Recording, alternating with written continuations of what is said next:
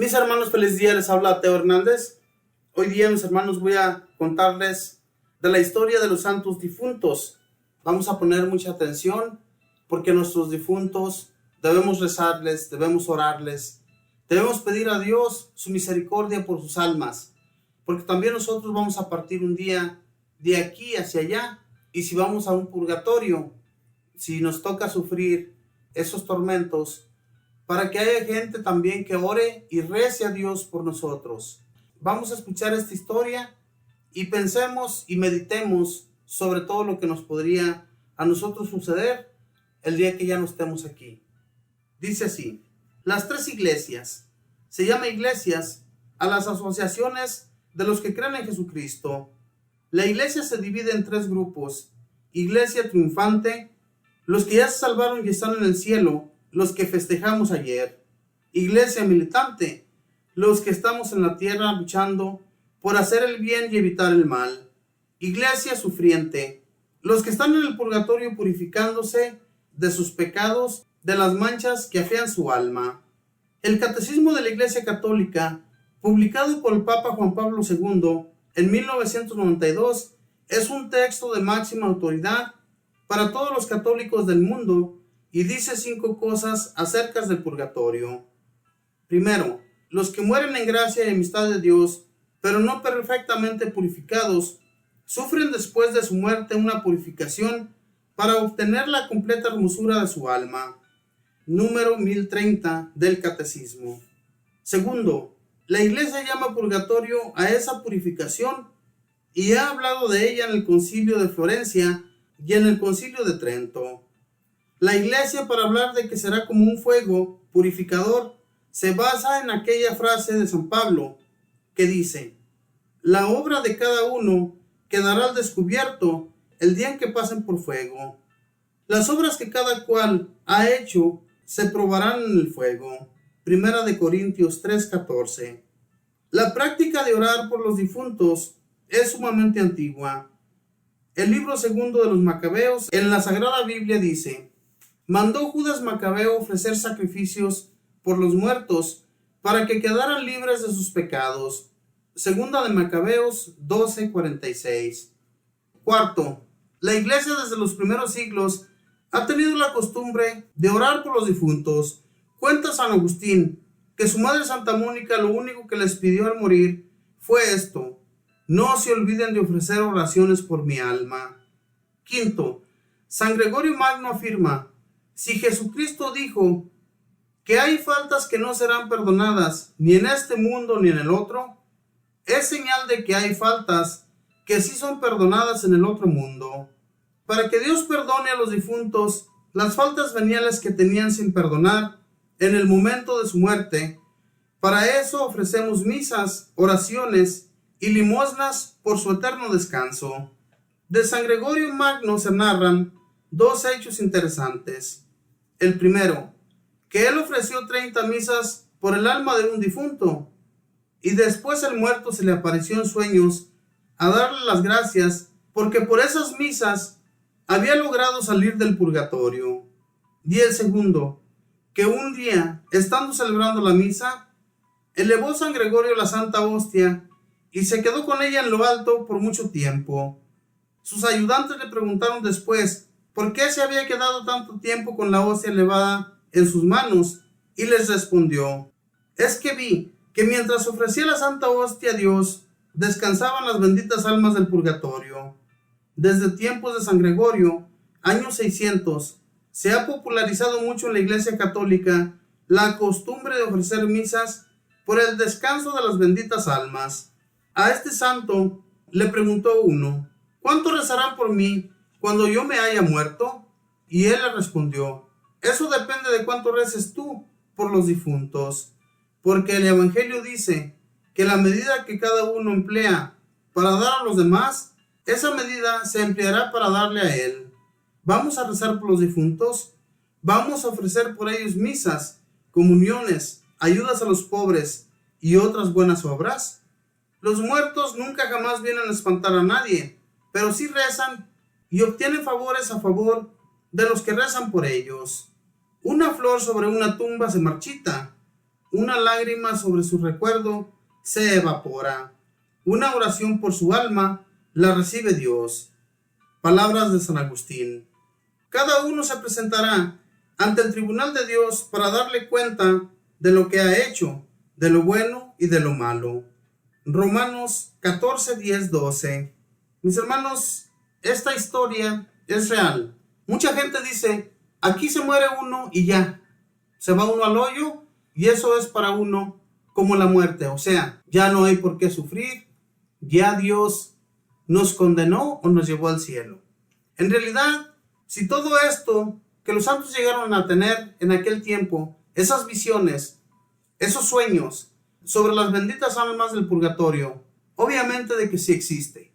Obviamente que también desde el Antiguo Testamento, en el segundo libro de los Macabeos, nos dice que este Judas Macabeo ofreció sacrificios por los muertos para que quedaran libres de sus pecados. Mis hermanos, todo indica, si nosotros no creemos, si nosotros no ponemos la confianza en Dios, de que si nos comportamos mal aquí, de que si llevamos una vida muy desagradable a los ojos de Dios, el día menos pensado que lleguemos ante su presencia, ¿qué es lo que el Señor nos va a dar como premio? ¿O qué castigo vamos a recibir? Porque Dios es un justo juez. Y allá donde nos toque a nosotros ir, a ese lugar vamos a tener que marchar. Esto es una realidad. Y ojalá, mis hermanos, que nosotros que todavía estamos aquí, en esta tierra todavía como militantes, nosotros somos la iglesia militante. Estamos todavía peleando, luchando para no caer en los pecados, para que Dios tenga consideración de nosotros y nos cuide, nos siga trayendo sus ayudas a través de los ángeles, para que vayamos rectos y no nos quedemos aquí en este mundo o allá abajo, ¿verdad? En ese mundo que no nos va a gustar a nadie. Es un mundo terrible, es un mundo que esos ya van directamente al infierno. Entonces, dependiendo cómo nosotros vayamos comportándonos en la vida, eso es lo que nos va a tocar. Ojalá y llevemos una vida bien ante Dios. De lo contrario, si estamos mal ante Dios, tratemos de cambiar. Pidámosle a Dios que envíe su Espíritu para que seamos diferentes ante Él, para que no hagamos sufrir a las demás gentes que viven a nuestro alrededor y luego los hagamos sufrir también con nuestra conducta. Ayudemos a los demás con lo que podamos y también pues oremos por todos los que ya están allá en un purgatorio. Ese purgatorio, mis hermanos, es un lugar también muy difícil de sobrellevar. No crean ustedes que el día que nos toque a nosotros, si nunca hemos rezado por ellos, alguien nunca más va a rezar tampoco por nosotros.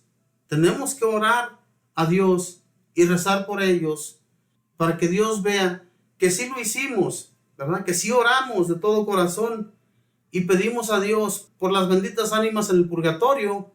Y también si a nosotros nos toca estar en un purgatorio, las personas que se quedan aquí oren por nosotros, para que salgamos un día, para que Dios tenga consideración de nuestras almas y vayamos a gozar de esa gloria eterna de los que ya son triunfantes.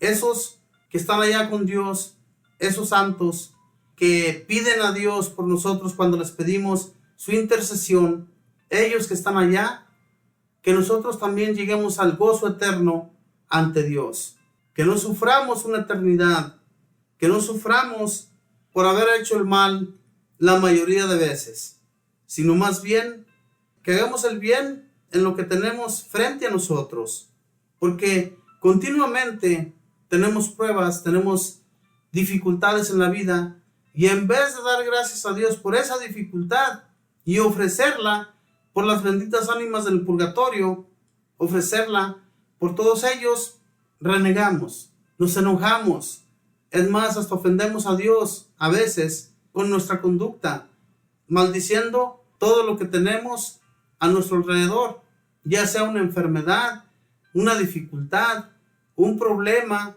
que no se puede resolver. En vez de pedirle a Dios por todo ello, nos enojamos con Él. Y esto no está bien, hermanos, porque si aquel problema que te está haciendo sufrir que te está haciendo batallar en esta vida, es una batalla, obviamente, pero si la ofrecemos en el nombre del Señor, que le pidamos a Él que nos las quite y la ofrecemos por aquellos que ya están en un purgatorio, Dios tiene consideración de todas esas almas y libera a muchas de ellas. Porque lo que ofrecemos en el nombre del Señor por las almas, Él escucha nuestras oraciones. Oremos, mis hermanos, más continuamente por ellos. No nos olvidemos en nuestros rezos, en nuestras oraciones, de las benditas ánimas en el purgatorio, que son los que más ayuda necesitan, y obviamente también nosotros, ¿verdad? Que Dios tenga consideración de nuestras almas, aquí que estamos todavía como militantes, esperando no caer en el pecado, para que Él tenga consideración y nos lleve a esa gloria. Pensemos bien en todas estas cosas, mis hermanos, y como dice ya al final de esta historia, fíjense bien lo que dice: una flor sobre su tumba se marchita, una lágrima sobre su recuerdo se evapora.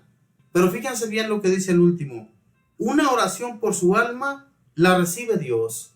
Esas son palabras de San Agustín.